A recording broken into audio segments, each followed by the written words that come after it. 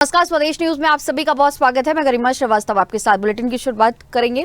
जहां मध्य प्रदेश सरकार शिक्षा को बढ़ावा देने के लिए स्कूल चले अभियान जैसे तमाम अभियान चला रही है, जिससे गरीब बच्चों को आसानी से शिक्षा मिल सके और वे पढ़ लिख कर काबिल बन सके। रोटी से जरूरी शिक्षा है, जिसको लेकर सरकार गरीबों को राशन तो बांट रही है, इसी के साथ प्रदेश के स्कूलों को बेहतर करने में जुटी हुई है और हर गाँव में स्कूल भी खोल रही है, जिससे बच्चों को आसानी से शिक्षा मिल सके। लेकिन कुछ सरकारी कारिंदे जनप्रतिनिधियों से साठगांठ कर भ्रष्टाचार को बढ़ावा दे रहे हैं और सरकार की मंशा पर पानी भी फेर रहे हैं, जिससे बच्चे शिक्षा से दूर हो रहे हैं। ऐसा ही मामला एक बार फिर से सामने आया है, जहां बीते साल 2021 में रायसेन में नेशनल हाईवे 45 भोपाल जबलपुर का काम शुरू हुआ था, जिसे लेकर जिले का एक सरकारी स्कूल भ्रष्टाचार की भेंट चढ़ गया। स्कूल को हाईवे बनाने के नाम पर तोड़ा गया। तब से लेकर आज तक कक्षा 1 से लेकर 8वीं तक के बच्चे एक ही क्लास में बैठकर पढ़ने को मजबूर हैं। हालांकि बनाई सड़क से वाहन गुजरने लगे, सरकार टोल टैक्स भी वसूलने लगी है, लेकिन स्कूल में अब तक बच्चों को बैठने की जगह नहीं है।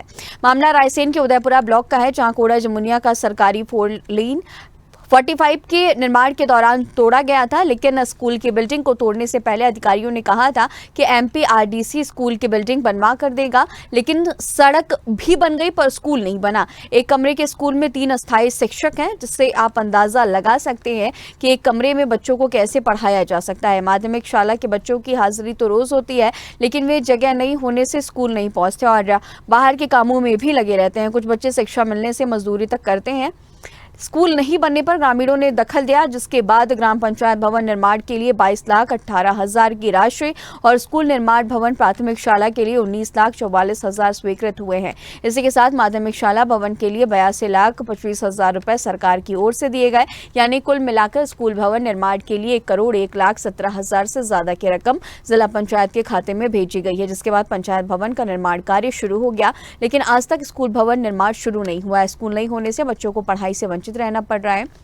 एक ही कमरे में स्कूल लगने से किसी की भी पढ़ाई नहीं हो पा रही है, टीचर भी बच्चों को पढ़ा नहीं पा रहे हैं। ऐसे में बच्चों का भविष्य बर्बाद हो रहा है और वे पढ़ाई से दूर होते जा रहे हैं। बच्चों के परिजन शासन प्रशासन से स्कूल बनाने की गुहार लगा रहे हैं, लेकिन सरकार की ओर से जिला पंचायत को भेजी गई राशि से भी स्कूल नहीं बन पाया है, जिससे ग्राम पंचायत के जनप्रतिनिधियों और सरकारी नुमाइंदों पर सवाल उठना लाजमी हो गया है। ग्रामीण स्कूल निर्माण की राशि में भ्रष्टाचार का आरोप भी लगा रहे हैं, लेकिन फिर भी जिले के जिम्मेदारों के कान पर जूं तक नहीं रेंगती। सरकार की ओर से राशि आने के बाद भी बच्चों के लिए स्कूल नहीं बनना कई तरह के सवाल भी खड़े कर रहे हैं। ग्रामीणों ने स्कूल नहीं बनने पर आंदोलन करने की बात कही। पंचायत भवन बनने का काम शुरू हो गया, जो जिला पंचायत के सौतेले रवैये को जाहिर कर रहा है, लेकिन जिले के शिक्षा विभाग के लिए जारी की गई राशि नहीं दी गई, जो जिला पंचायत के अधिकारियों की कार्यशैली पर सवाल भी खड़े कर रहे हैं।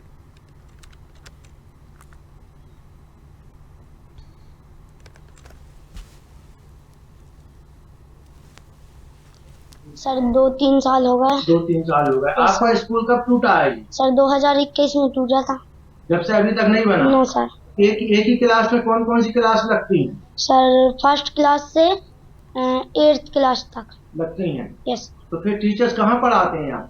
सर कहीं पेड़ के नीचे, कहीं ब्रिज के नीचे, कहीं स्कूल में पढ़ाते हैं। मतलब आपकी पढ़ाई नहीं हो पा रही? No sir. तो शासन ने अभी आपका स्कूल नहीं बनाया? No sir. 2021 में टूटा था, अभी तक नहीं बन पाया। नहीं बना। फिर आप कहाँ कहाँ पढ़ते हैं? कहीं पेड़ के नीचे, कहीं बगल में। एक ही कितने कौन सी तक स्कूल है? 1ली से 8वीं तक। तो जब पूरे बच्चे एक ही क्लास में बैठ जाते हैं यस सर। तो पढ़ने की लिए दिक्कत तो होती होगी आपको? Yes sir. फिर क्या करना पड़ रहा है? टीचर कहाँ बाहर बिठा कर पढ़ा देती है?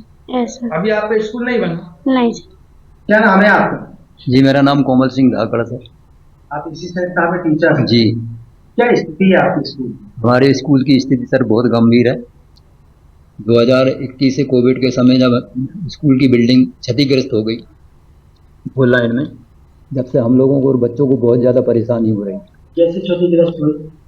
या रोड की वजह से, रोड निकला तो नेशनल हाईवे की वजह से बिल्डिंग को तोड़ दिया गया।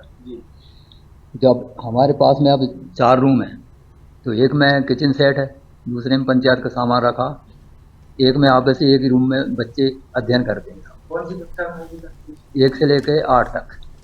हमने देखा कभी कभी बच्चों को आप पेड़ के नीचे ही पढ़ाते हैं। जब यहाँ पे जब जगह नहीं बचती, जब बच्चे पूरे उपस्थित हो जाते, फिर पेड़ के नीचे बिठाना पड़ता। लेकिन प्रशासन ने अभी तक स्कूल नहीं बनाया। अभी तक तो स्कूल नहीं बना सर। क्या उम्मीद है आपको? अब उम्मीद तो सर गांव वाले कोशिश कर रहे हैं, अब जब गवर्नमेंट की निगाह हो जाए। हमने और हमारे ग्रामवासियों ने सबने मिलकर, साथ में वर्मा जी, साहब सिंह भैया और ग्रामवासी समस्त ने मिलकर इसके लिए बहुत लंबी लड़ाई लड़ी। आत्महत्या तक का हम लोगों ने दाह संस्कार की तक शासन को चेतावनी दी। इसके बाद एसडीएम महोदय जी ने अपना पैसा जो स्वीकृत राशि थी वो मुआवजा दिया और देकर जिला सीओ जी के खाते में भेज दिया। जब से लेकर अभी तक भी स्कूल नहीं बन पाया। जब से लेकर अभी तक जिला सीओ जी के यहाँ से सूचना मिली है कि पैसा राज्य शिक्षा आयोग के लिए नक्शा बनने के लिए गया है।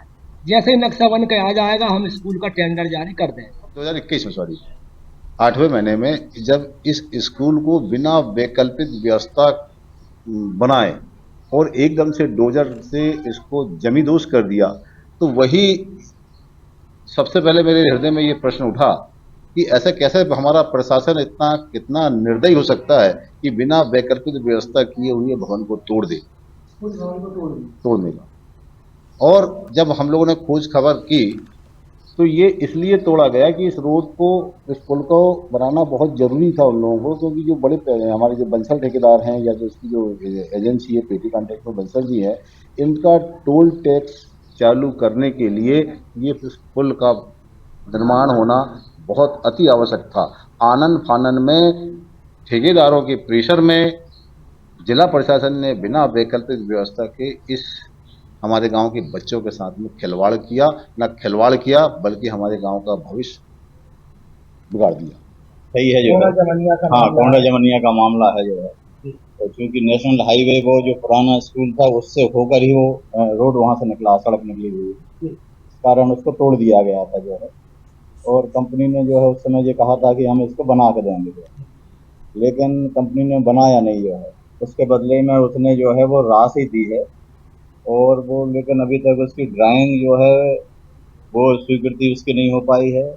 उसमें जो बंटवारा नहीं हो पाया है, कुछ राशि क्योंकि उसमें पंचायत स्तर की भी है और कुछ प्राथमिक की है और कुछ मिडिल स्तर की है जो है, और एजेंसी तय नहीं हो पाई है जो, इस वजह से वो काम करने ये इस संबंध में हमें जानकारी मिली है, मामला संज्ञान में लिया गया है। तो कोड़ा जमुनिया में एक शाला थी जो ब्रिज निर्माण के कारण उसे तोड़ दिया गया था, और अभी नए कंस्ट्रक्शन की ऐसी जानकारी मिली है कि फंड रिलीज किया जा चुका है, केवल कुछ औपचारिकता रह गई हैं जिसके चलते नई बिल्डिंग अभी बनने में थोड़ा विलंब हो रहा है। हाल ही में लोकसभा निर्वाचन चुनाव की आचार संहिता के चलते नए निर्माण कार्य रुके हुए थे। संभवतः आचार संहिता खत्म होने के बाद इसे हम त्वरित कार्रवाई करते हुए जल्द से जल्द बनवाने का प्रयास। जो भू अर्जन में प्रावधान था उस प्रावधान के अनुसार राशि स्वीकृत की गई थी और जैसा निर्णय लिया गया था कि उक्त राशि को जिला पंचायत के अकाउंट में भेजा जाए जिससे कि निर्माण DRCS आदि के माध्यम से हो सके, तो वो राशि भी ट्रांसफ़र कर दी गई है। चूँकि वो कार्य कहाँ अटका हुआ है मैं उसको दिखवाता हूँ। सर 2-3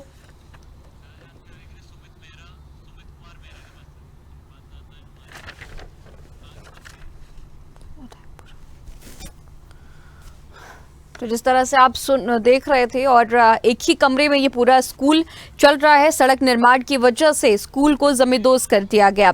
और इसी खबर पर अब हमारे साथ तमाम जानकारी के लिए उदयपुरा से हमारे सहयोगी सुमित कुमार मेहरा भी हमारे साथ जुड़ चुके हैं। सुमित, अब जिस तरह से कहा जाता है कि नौनिहाल देश का भविष्य होते हैं और इन्हीं के लिए तमाम तरह के अभियान चलाए जा रहे हैं, स्कूल चलो अभियान और इसके साथ ही और भी तमाम अभियान चलाए जा रहे हैं, लेकिन जो यहाँ की उदयपुरा की जो तस्वीर है वो बेहद अलग नजर आ रही है। एक ही कमरे में स्कूल और जिस तरह से व्यवस्थाएं हैं वो पूरी तरह से खराब नजर आ रही हैं। ऐसे में किस तरह से जो भविष्य है बच्चों का वो यहाँ पर बेहतर हो सकेगा? और इसके साथ ही आपकी बातचीत भी हुई होगी तमाम जनप्रतिनिधियों से, प्रशासन के लोगों से, उन लोगों का क्या कुछ कहना है? क्योंकि इस जो स्कूल था, यहाँ पर जो स्कूल पहले मौजूद था उसे जमींदोज हुए लंबा वक्त हो चुका है और अभी तक यहाँ पर फिर से पुनर्स्थापना स्कूल की नहीं हो पाई बेहतर तरीके से। गर्मा जी, मैं आपको बता दूं, ये 2021 में नेशनल हाईवे 43 के निर्माण के समय स्कूल और पंचायत भवन को तोड़ा गया था, लेकिन 3 साल होने के बाद भी आज दिनांक तक स्कूल को नहीं बनाया गया है। और इस संबंध में जब अधिकारियों से बात की गई तो एसडीएम महोदय के उससे जिला पंचायत में उसकी राशि आ गई है, लेकिन आज दिनांक तक स्कूल भवन का निर्माण नहीं किया गया है, जबकि सड़क निर्माण कंपनी के द्वारा कहा गया था कि हम स्कूल भवन और पंचायत भवन को बना के दिया जाएगा। प्रशासन का क्या कुछ कहना है? प्रशासन का यही कहना है कि हम स्कूल का निर्माण कराएंगे, लेकिन कब कराएंगे? 3 साल से बच्चे कहीं पेड़ के नीचे बैठ के पढ़ रहे हैं, कहीं पुल के नीचे बैठ के पढ़ रहे हैं। कक्षा 1 से लेकर 8वीं तक के बच्चे सभी एक ही कमरे में बैठकर पढ़ रहे हैं। ऐसे में बच्चे कैसे पढ़ सकते हैं? इसके साथ ही तस्वीरों में हम ये भी देख रहे हैं सुमित, तस्वीरों में ये भी देखा जा रहा है कि जिस तरह से नल जल व्यवस्थाएं दुरुस्त करने की बात और स्कूलों में बच्चों को पीने के लिए स्वच्छ जल की बात कही जा रही है, लेकिन जो तस्वीरें हम देख रहे हैं, जो विजुअल्स अभी हम देख रहे हैं, स्क्रीन पर भी लगातार दिखाया जा रहा है, उसमें जो पानी पीने की भी व्यवस्थाएं हैं वो भी बेहतर नजर नहीं आ रही है। क्या इसे लेकर के भी बातचीत हुई है? क्योंकि जो जनप्रतिनिधि होते हैं वो बच्चों के हित के लिए तमाम तरह की बातें करते हैं। जब चुनाव का दौर आता है उस दौर में भी हम लगातार देखते हैं।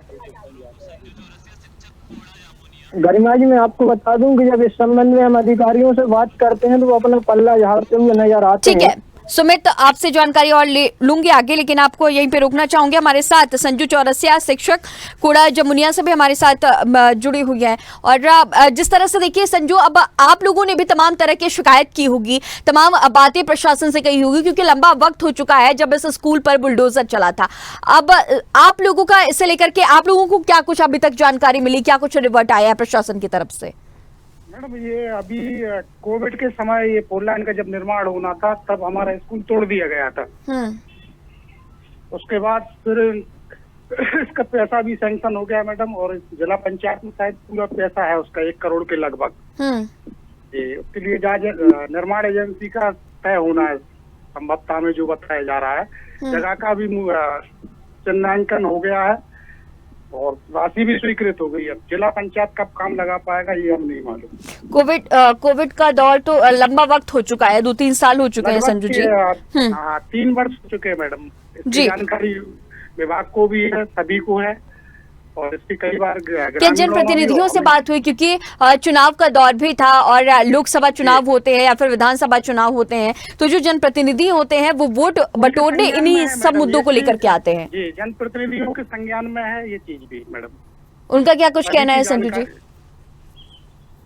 उसके लिए बोलना है कि वो राशि स्वीकृत हो गई, कार्य स्कूल को बनाया जाएगा, कार्य प्रारंभ किया जाएगा। संजू जी, जिस तरह से विजुअल्स में हम देख भी रहे हैं कि एक ही कमरा है सिर्फ इस स्कूल में और आप लोग बच्चों को पढ़ाते हैं, तो ऐसे में कितनी सारी परेशानियां और उसके साथ ही और भी तमाम व्यवस्थाओं की बात जिस तरह से सरकार करती है, प्रशासन कहता है, क्या ये इस एक कमरे के स्कूल में ये सारी व्यवस्थाएं नजर आती हैं? मैडम, परेशानी बहुत ज्यादा हो रही है हमें, क्योंकि हमारी रिक्वेस्ट पे हमने 3 कमरे बचवा लिए थे फोर लाइन वालों से। वो पूरे बिल्डिंग को तोड़ रहे थे, 3 कमरे हमने बचवा लिए थे उनसे। तो एक में हमारा मध्याह्न भोजन संचालित होता है मैडम, और उसी में हमारा भंडारण है, और दूसरा जो कमरा है उसमें ग्राम पंचायत कोड़ा जमुनिया का है मैडम, और एक कमरे में पूरी व्यवस्था 1 to 8 जो है कक्षा उनको हम संचालित कर रहे हैं। तो काफी परेशानियां होती है मैडम। ठीक है संजू, आप हमारे साथ लगातार बने रहिएगा। और इसी पर हमारे साथ रवि वर्मा, जो कि ग्रामीण है कोड़ा जमुनिया से, वो भी हमारे साथ जुड़ चुके हैं। तो रवि जी, जिस तरह से आपने ही इस स्कूल का मुद्दा उठाया था और लंबा वक्त भी हो चुका है, लगभग 3 साल होने को है, और अभी तक यहाँ पर स्कूल बेहतर तरीके से नहीं बन पाया है, क्या कुछ कहना प्रशासन का, कलेक्टर का, और इसके साथ ही जो जनप्रतिनिधि हैं जो कि वोट बटोरने ग्रामीण क्षेत्रों में पहुंचते हैं और घर घर पहुंचते हैं जब चुनाव का दौर आता है और तमाम व्यवस्थाएं दुरुस्त होने की बात करते हैं, और नौनिहालों की इस तरह से बुरी हालत यहाँ पर देखी जा रही है?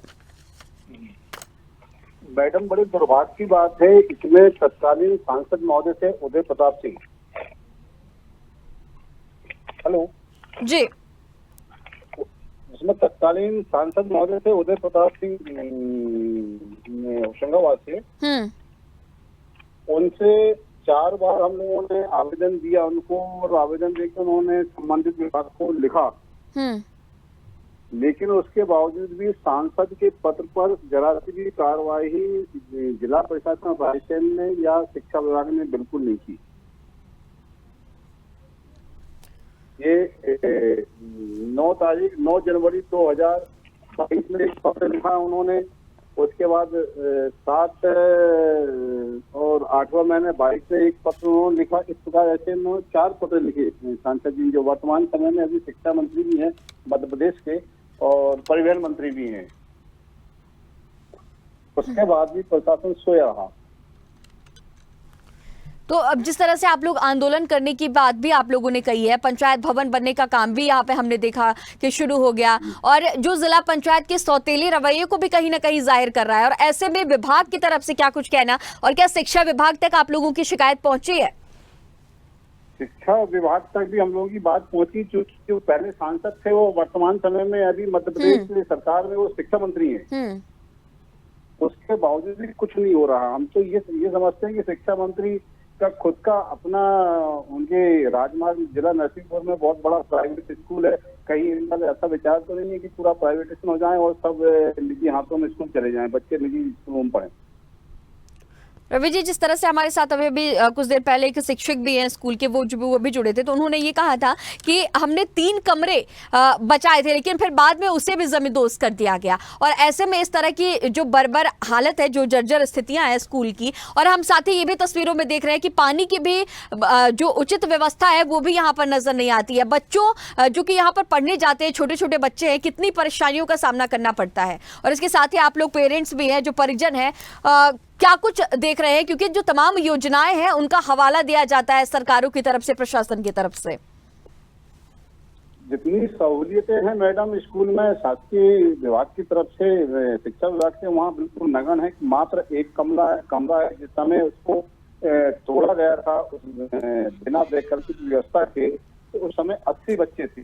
आज ये हालात है कि उस गाँव में मात्र 20 बच्चे हुए हैं, जो कि एक ही कमरे में वो लोग बैठते हैं और 5 शिक्षक हैं। वो 5 शिक्षक भी एक ही कमरे, उसी कमरे में पढ़ते हैं। आप सोचने वाली बात है मैडम कि 1 क्लास से लगा के 8वीं तक 5 शिक्षक कैसे पढ़ा सकते हैं? संभव ही नहीं है वो चीज। तो ये तो जो शिक्षा का अधिकार है उसका भी उल्लंघन हो रहा है। और रवि जी, इस बात का भी जिक्र करिएगा कि कागजों में इस स्कूल की क्या कुछ तस्वीरें दर्शाई गई हैं, क्योंकि हम अक्सर कर देखते हैं कि कागजों में कुछ और जमीनी हालात कुछ, और जमीनी हालात तो हम देख ही रहे हैं। कागजों में क्या कुछ जानकारी इस स्कूल को लेकर के दर्शाया गया है? मैडम, आज तक हम लोगों को कागजों के संदर्भ में ना जिला प्रशासन ने सूचित किया है और ना हम लोगों को किसी ने, यहाँ पे जो प्रशासनिक अधिकारी है, तहसीलदार है, इन्होंने भी हमको सूचित नहीं किया। जो हम लोग देखने में आया मात्र एक कमरा मैडम, केवल एक 10 बाई 10 का कमरा है। उसमें कक्षा 1 क्लास से लगा के 8वीं तक के बच्चे बैठते हैं।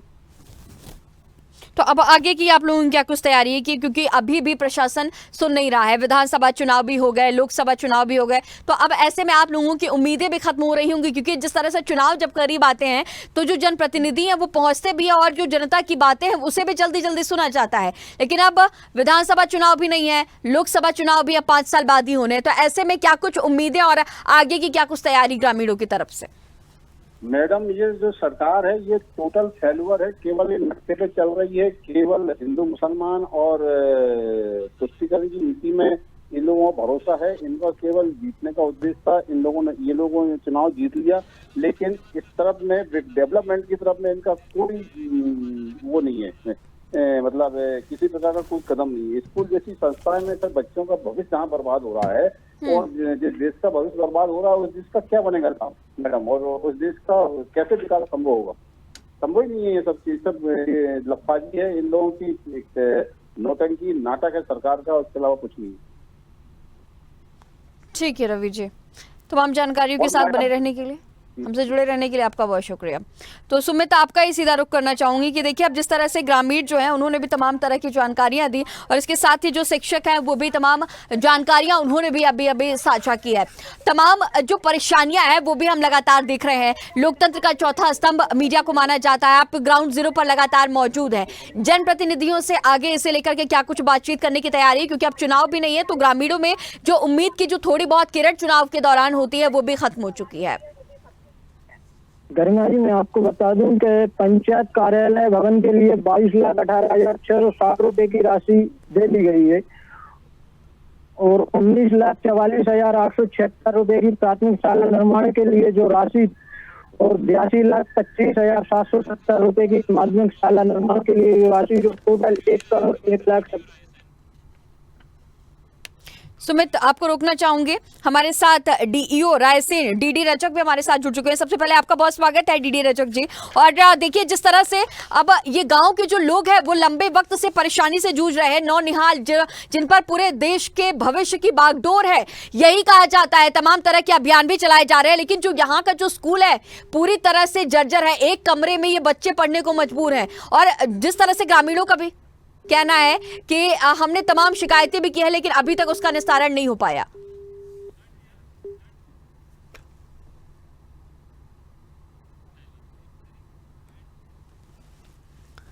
तो किसी भी तरह के जवाब देने से बचते हुए नजर आ रहे हैं डीईओ रायसेन, और उन्होंने फोन भी अपना डिस्कनेक्ट कर दिया है। तो अब ये तस्वीरें देखिए कि सरकारी तंत्र किस तरह से धांधली करता हुआ नजर आया। सीधा सुमित आपका ही रुख करना चाहूंगी, क्योंकि अभी अभी हमारे साथ डीईओ रायसेन की डीडी रजक जुड़ रहे थे, लेकिन उन्होंने अपना फोन भी डिस्कनेक्ट कर दिया। ऐसे में आपकी भी ये जिम्मेदारी है कि आप उनसे भी जाएं और सवाल खड़े करें इसे लेकर के, क्योंकि जिस तरह से नौनिहाल है, देश का भविष्य है, वो जूझ रहे हैं, एक कमरे में पढ़ने को मजबूर है। पूरी तस्वीरें भी लगातार हम देख रहे हैं। अधिकारियों से बात करते हैं मैडम, तो वो अपनी सफाई पेश करते हैं, लेकिन किसी ने ये नहीं सोचा कि हम वहाँ पे स्कूल बनवा दें।